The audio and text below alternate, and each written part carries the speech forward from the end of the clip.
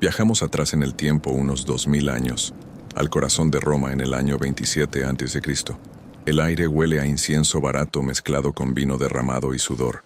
Bajo el resplandor tembloroso de lámparas de aceite, en las callejuelas del barrio Subura, existía una industria que movía más dinero que muchos negocios respetables del imperio. Pero lo que los arqueólogos descubrieron en las ruinas de estos lugares hace apenas unas décadas cambió completamente todo lo que creíamos saber sobre la prostitución romana. Y créeme cuando te digo que la realidad era mucho más compleja, más brutal y más organizada de lo que cualquier película se ha atrevido a mostrar.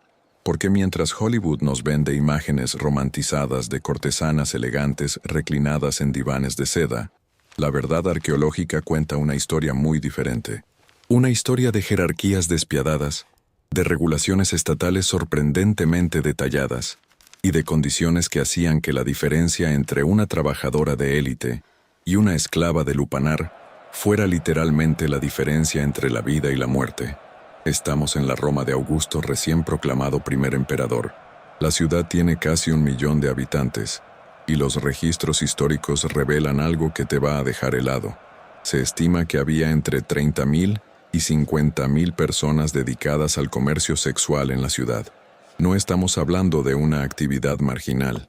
Estamos hablando de una industria masiva, regulada, taxada por el Estado y completamente integrada en el tejido social romano. Imagina que caminas por las calles empedradas de Subura al caer la tarde. A tu alrededor, edificios de apartamentos de varios pisos, las famosas ínsulas, se alzan precariamente. En las plantas bajas, identificas los lupanares por un detalle inconfundible: un falo de piedra tallado sobre la entrada, a veces acompañado de una lámpara encendida. Estos símbolos no eran sutiles, eran anuncios publicitarios directos en una sociedad donde la mayoría de la población era analfabeta.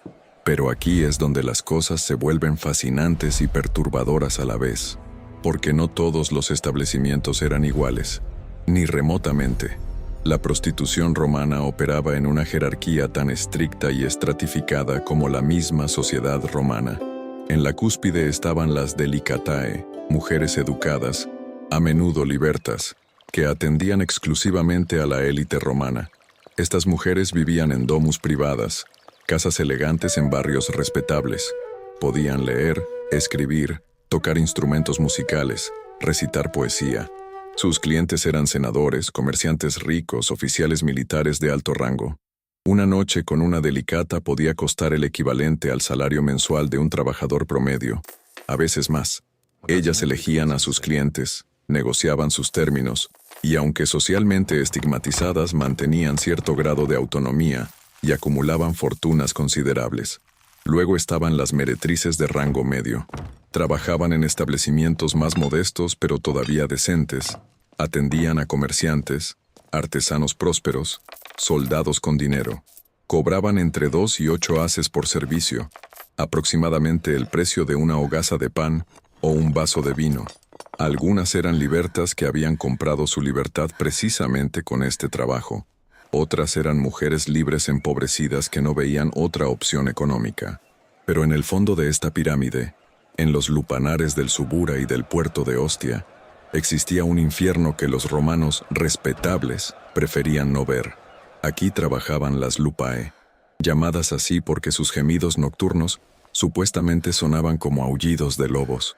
Estas mujeres, en su mayoría esclavas, atendían en cuchitriles de 2 por 3 metros, con solo una cama de piedra cubierta por un delgado colchón de paja, sin ventanas, sin ventilación. El hedor a fluidos corporales, aceite rancio y humanidad comprimida era nauseabundo. Y aquí viene algo que te va a perturbar profundamente.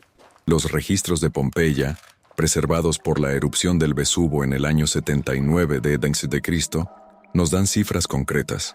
En el lupanar más famoso de Pompeya, había 7 habitaciones. 7 mujeres trabajaban allí simultáneamente.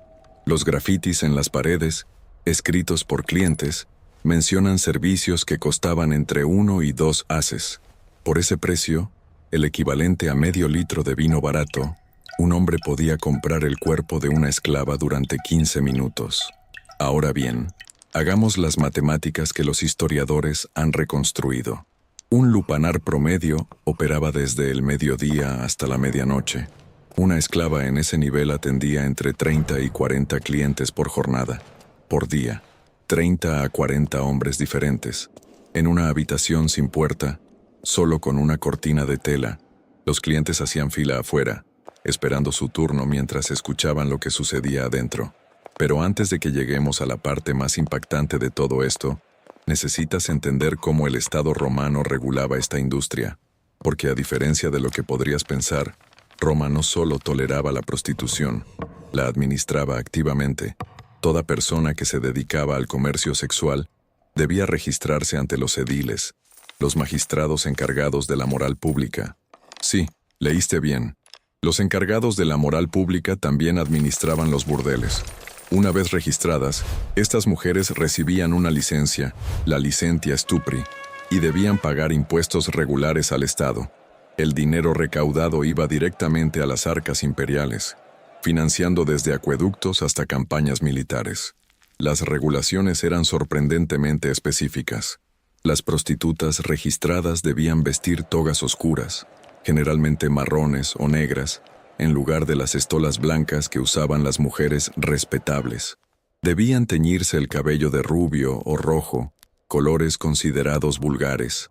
No podían cubrirse completamente la cabeza en público.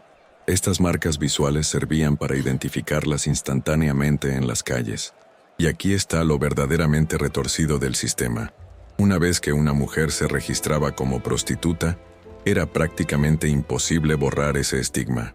Incluso si compraba su libertad, incluso si se retiraba, incluso si se casaba, legalmente seguía siendo considerada una meretrix. Sus hijos nacían con ese estigma. No podían casarse con ciudadanos de ciertas clases. El registro era permanente, una marca social indeleble. Ahora bien, ¿recuerdas que mencioné que había algo más perturbador que aún no te había contado? Aquí es donde la cosa se pone realmente oscura. En el año 19 de Cristo, durante el reinado de Tiberio, el Senado tuvo que aprobar una ley específica que prohibía a las mujeres de clase senatorial registrarse como prostitutas. Sí, tuvieron que hacer una ley, porque estaba sucediendo. Mujeres de la élite romana, para evitar matrimonios forzados o por escándalo personal, se registraban voluntariamente como meretrices porque eso las liberaba legalmente de ciertas obligaciones sociales. El caso más famoso fue el de Vistilia, hija de un pretor. En el año 19 de Cristo, ella públicamente se registró como prostituta ante los ediles para poder divorciarse de su marido sin consecuencias patrimoniales. El Senado quedó tan escandalizado que no solo crearon la ley prohibitoria, sino que exiliaron a Vistilia a la isla de Serifos. Su caso quedó registrado en los anales de Tácito como un ejemplo de la corrupción moral de la época. Pero volvamos a los lupanares físicos porque los descubrimientos arqueológicos nos revelan detalles que ningún texto antiguo menciona. En Pompeya, el lupanar principal tenía paredes cubiertas de frescos explícitos. No eran decoración erótica, eran un menú visual. Cada pintura mostraba una posición o servicio diferente. Los clientes, muchos de ellos analfabetos, simplemente señalaban lo que querían. Algunos frescos muestran prácticas que, bueno, digamos que demuestran que los romanos eran bastante creativos en ese aspecto. Perdón por la interrupción, tenía algo en la garganta. ¿Dónde estábamos? Ah, sí, los grafitis. Las paredes de estos lugares están cubiertas de grafitis escritos tanto por clientes como por las propias trabajadoras. Y aquí es donde la historia se vuelve dolorosamente humana. Hay inscripciones que dicen, aquí estuve con Atice por 2 haces. Otras dicen, Félix hizo bien su trabajo. Pero también hay otras, escritas con caligrafía más tosca, que simplemente dicen, Primigenia estuvo aquí y lloró por su hogar. Ese último tipo de grafiti rompe el corazón, porque te recuerda que detrás de todo este sistema comercial había personas reales, muchas de ellas arrancadas de sus hogares por guerras, vendidas como esclavas, y terminando en habitaciones de 2 metros cuadrados, sin más opción que sobrevivir un día a la vez. Ahora bien, aquí viene un detalle que mucha gente desconoce sobre los clientes. No eran solo hombres solteros o soldados. Los hombres casados romanos visitaban lupanares con total normalidad. De hecho, se consideraba socialmente aceptable, incluso saludable. Los moralistas romanos como Catón el Viejo supuestamente elogiaban a los jóvenes que visitaban prostitutas en lugar de seducir a esposas de otros hombres, porque eso evitaba adulterios que podían terminar en venganzas y asesinatos. La hipocresía era monumental. Un hombre romano podía divorciar a su esposa si ella le era infiel, pero él podía visitar un lupanar 3 veces por semana sin que nadie pestañeara. Una mujer respetable que pisara un burdel sería socialmente destruida. Un senador que lo hiciera simplemente estaba satisfaciendo necesidades naturales. Pero había otra categoría de establecimientos que aún no hemos tocado, y estos eran quizás los más hipócritas de todos: las termas y las tabernae, los baños públicos y las tabernas. Oficialmente, estos lugares no eran burdeles. Oficialmente, eran negocios legítimos donde la gente se bañaba o bebía vino. Pero en la práctica, muchos operaban prostitución encubierta. Las esclavas que trabajaban en los baños, llamadas balneatrices, supuestamente solo daban masajes y ayudaban a los clientes a bañarse. Pero los textos satíricos de Marcial y Juvenal dejan claro que ofrecían servicios adicionales en las habitaciones traseras. Lo mismo con las camareras de las tabernas, las copae. Servían vino, servían comida, y por un precio extra, servían compañía en los cuartos del segundo piso. Estos establecimientos operaban en una zona gris legal. No pagaban los impuestos específicos de los lupanares. Las mujeres no estaban oficialmente registradas como prostitutas, pero todos sabían lo que realmente sucedía allí. Era prostitución con una fachada de respetabilidad comercial. Y aquí viene algo que los arqueólogos descubrieron que cambió nuestra comprensión de toda esta industria. En excavaciones recientes en Ostia, el puerto de Roma, encontraron contratos escritos en tablillas de cera, contratos entre dueños de lupanares y sus esclavas. Algunos de estos contratos establecían que después de un cierto número de años de servicio, normalmente entre 5 y 7, la esclava sería liberada. Era una promesa de libertad a cambio de trabajo. Suena casi humano, ¿verdad? Hasta que lees las cláusulas adicionales. Si la esclava se enfermaba, el tiempo no contaba. Si quedaba embarazada, el tiempo no contaba. Si el dueño consideraba que no había trabajado suficientemente bien, podía extender el plazo. Muchas mujeres nunca llegaban a ver ese día de libertad. Morían antes, de enfermedades venéreas no tratadas, de infecciones, de abortos mal hechos, o simplemente de agotamiento. La expectativa de vida de una prostituta esclava en un lupanar de bajo nivel era brutalmente corta. Los estudios de restos óseos en cementerios de pobres muestran que muchas morían entre los 20 y 30 años. Sus esqueletos muestran signos de desnutrición crónica, enfermedades óseas y, en muchos casos, fracturas mal curadas, probablemente de violencia de clientes. Ahora, hablemos de algo que los moralistas romanos criticaban constantemente, pero que nunca lograron erradicar: los niños en los burdeles. Porque sí, había prostitución infantil en Roma, y era devastadoramente común. Los niños esclavos, tanto niñas como niños, eran vendidos a lupanares. La edad de inicio era a menudo alrededor de los 12 o 13 años, a veces incluso antes. Los textos legales romanos mencionan esto tangencialmente. Hay leyes que intentan regular la edad mínima, pero la realidad es que estas leyes raramente se aplicaban. Los niños esclavos no tenían protección legal real. Eran propiedad, y como propiedad, sus dueños podían hacer con ellos lo que quisieran. Este es quizás el aspecto más oscuro de todo el sistema, y es importante mencionarlo porque si idealizamos la prostitución romana, si la pintamos como un negocio donde todas eran cortesanas independientes y empoderadas, estamos borrando el sufrimiento real de miles de personas, incluyendo niños, que no tuvieron absolutamente ninguna elección en sus destinos. Pero regresemos brevemente a las delicatae, las cortesanas de élite, porque su historia también es reveladora de las contradicciones romanas. Algunas de estas mujeres acumularon fortunas impresionantes. Hay registros de cortesanas que poseían propiedades, que prestaban dinero con intereses, que financiaban negocios.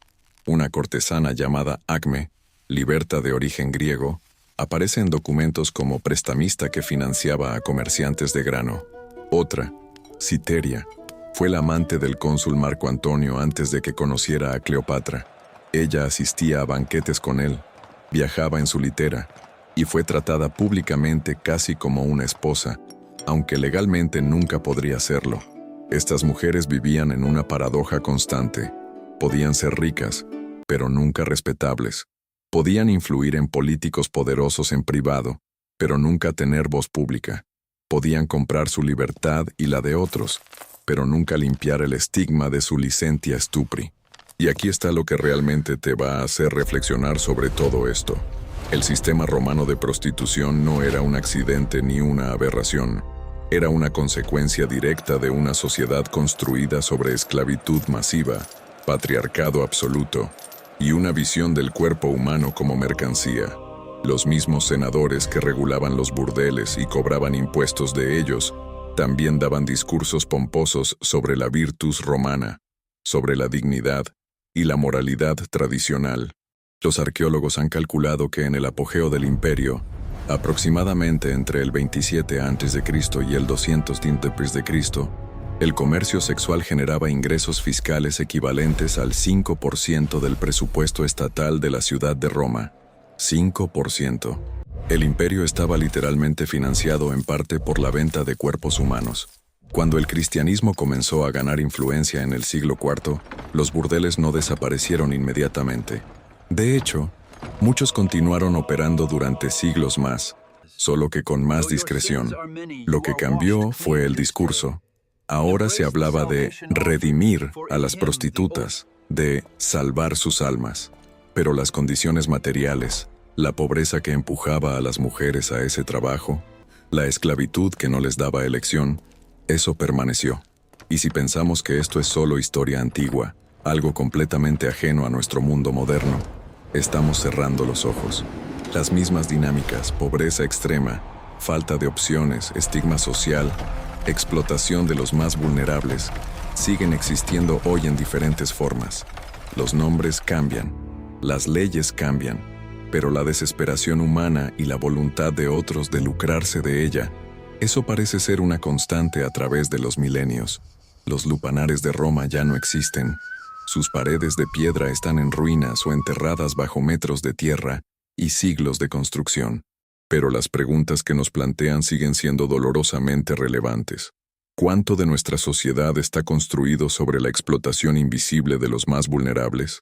¿Cuánto de nuestro confort depende de no mirar demasiado de cerca a quién pagamos y por qué? Roma nunca respondió esas preguntas. Solo las enterró bajo capas de retórica moral mientras seguía cobrando sus impuestos sobre la carne humana. Y 2000 años después, sus ruinas nos obligan a preguntarnos si realmente hemos cambiado tanto como nos gusta creer.